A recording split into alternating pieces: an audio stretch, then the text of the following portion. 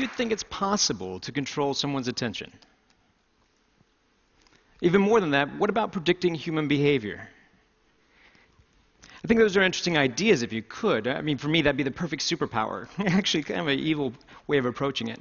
But for myself, in the past, I've spent the last 20 years studying human behavior from a rather unorthodox way, picking pockets. When we think of misdirection, we think of something as looking off to the side, when actually it's often the things that are right in front of us that are the hardest things to see, the things that you look at every day that you're blinded to. For example, how many of you still have your cell phones on you right now? Great. Double check. Make sure you still have them on you. I was doing some shopping beforehand.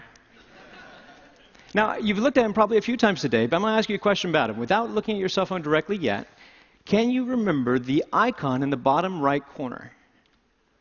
Bring them out, check, and see how accurate you were. How'd you do? Show of hands, did we get it? Now that you're done looking at those, close them down, because every phone has something in common. No matter how you organize the icons, you still have a clock on the front. So, without looking at your phone, what time was it? You just looked at your clock, right? It's an interesting idea. Now I'll ask you to take that a step further with a game of trust. Close your eyes. I realize I'm asking you to do that while you just heard there's a pickpocket in the room. But close your eyes. Now, you've been watching me for about 30 seconds. With your eyes closed, what am I wearing? Make your best guess. What color is my shirt? What color is my tie? Now open your eyes. By show of hands, were you right? It's interesting, isn't it? Some of us are a little bit more perceptive than others. It seems that way. But I have a different theory about that model of attention. They have fancy models of attention, Posner's trendy model of attention. For me, I like to think of it very simple, like a surveillance system. It's kind of like you have all these fancy sensories, and inside your brain is a little security guard. For me, I like to call him Frank. So Frank is sitting at a desk. He's got all sorts of cool information in front of him, high-tech equipment. He's got cameras. He's got a little phone that he can pick up, listen to the ears, all these senses, all these perceptions. But attention is what steers your perceptions, is what controls your reality. It's the gateway to the mind. If you don't attend to something, you can't be aware of it. But ironically, you can attend to something without being aware of it. That's why there's the cocktail effect. When you're in a party, you're having conversations with someone, and yet you can recognize your name and you didn't even realize you were listening to that. Now, for my job, I have to play with techniques to exploit this, to play with your attention as a limited resource. So if I could control how you spend your attention, if I could maybe steal your attention through a distraction. Now, instead of doing it like misdirection and throwing off to the side, instead what I choose to focus on is Frank. To be able to play with the Frank inside your head, your little security guard, and get you, instead of focusing on your external senses, just to go internal for a second. So if I ask you to access a memory, like, what is that? What just happened? Do you have a wallet? Do you have an American Express in your wallet? And when I do that, your Frank turns around. He accesses the file. He has to rewind the tape. And what's interesting is he can't rewind the tape at the same time that he's trying to process new data. Now, I mean, this sounds like a good theory, but I could talk for a long time and tell you lots of things, and they may be true, a portion of them. But I think it's better if I try to show that to you here live. So, if I come down, I'm going to do a little bit of shopping. Just hold still where you are. Hello, how are you? It's lovely to see you. You did a wonderful job on stage. You have a lovely watch that doesn't come off very well. Do you have your ring as well? Good, just taking inventory. You're like a buffet. It's hard to tell where to start. There's so many great things. Hi, how are you? Good to see you. Hi, sir, could you stand up for me, please? Just right where you are. Oh, you're married. You follow the directions well. That's nice to meet you, sir. You don't have a whole lot inside your pockets. Anything down by the pocket over here? Hopefully so. Have a seat. There you go. You're doing well. Hi, sir. How are you? Good to see you, sir. You have a ring, a watch. Do you have a wallet on you? Well, we'll find one for you. Come on up this way, Joe. Give Joe a round of applause. Come on up, Joe. Let's play a game.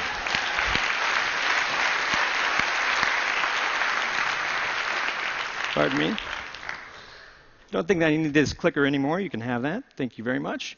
Appreciate that. Come on up to the stage, Joe. Let's play a little game. Now, do you have anything in your front pockets? Money. All right, let's try that. Can you stand right over this way for me?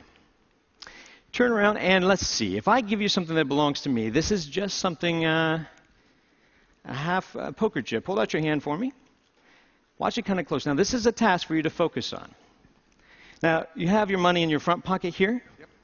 Good. I'm not going to actually put my hand in your pocket. I'm not ready for that kind of commitment. One time a guy had a hole in his pocket, and that was rather traumatizing.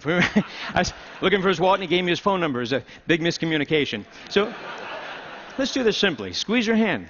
Squeeze it tight. Do you feel the poker chip in your hand? I do. Would you be surprised if I could take it out of your hand? Say yes? Very. Good. Open your hand. Thank you very much. I'll cheat if you give me a chance. Make it harder for me. Just use your hand. Grab my wrist, but squeeze. Squeeze firm. Did you see it go? No. No, it's not here. Open your hand. See, while we're focused on the hand, it's sitting on your shoulder right now. Go ahead and take it off. Now, let's try that again. Hold your hand out flat. Open it up all the way. Put your hand up a little bit higher, but watch it close there, Joe. See, if I did it slowly, it'd be back on your shoulder. Joe, we're going to keep doing this till you catch it. You're going to get it eventually. I have faith in you. Squeeze firm. Squeeze. You're human. You're not slow. It's back on your shoulder. You were focused on your hand. That's why you were distracted. While you were watching this, I couldn't quite get your watch off. It was difficult. Yet you had something inside your front pocket. Do you remember what it was? Money? Check your pocket. See if it's still there. Is it still there? Oh, that's where it was. Go ahead and put it away. We're just shopping. This trick's more about the timing, really. I'm going to try to push it inside your hand. Put your other hand on top for me, would you? It's amazingly obvious now, isn't it? It looks a lot like the watch I was wearing, doesn't it? That's pretty good. That's pretty good. Oh, thanks. But it's only a start.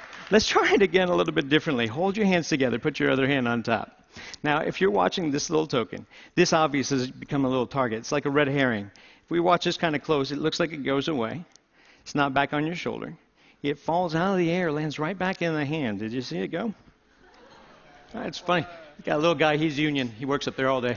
If I did it slowly, if it goes straight away, it lands down by your pocket. I believe, is it in this pocket, sir? No, don't reach in your pocket. That's a different show. Sorry, that's rather strange. They have shots for that. And can I show them what that is? That's rather bizarre. Is this yours, sir? I have no idea how that works. We'll just send that over there. That's great. I need help with this one. Step over this way for me. Now, don't run away. You had something down by your pants pocket. I was checking mine. I couldn't find everything. But I noticed you had something here. Feel the outside of your pocket for a moment. Down here, I noticed this. Is this something of yours, sir? Is this... I had no idea. That's a shrimp. Yeah, saving it for later. You've entertained all these people in a wonderful way. Better than you know. So we'd love to give you this lovely watch as a gift. Hopefully it matches his taste. But also we have a couple of other things. A little bit of cash. And then we have a few other things. These all belong to you, along with a big round of applause from all your friends. Joe, thank you very much.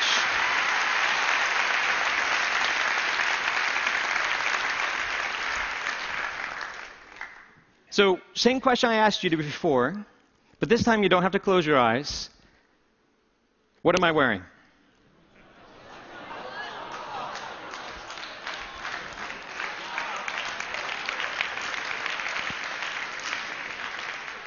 Attention is a powerful thing. Like I said, it shapes your reality. So I guess I'd like to pose that question to you. If you could control somebody's attention, what would you do with it? Thank you.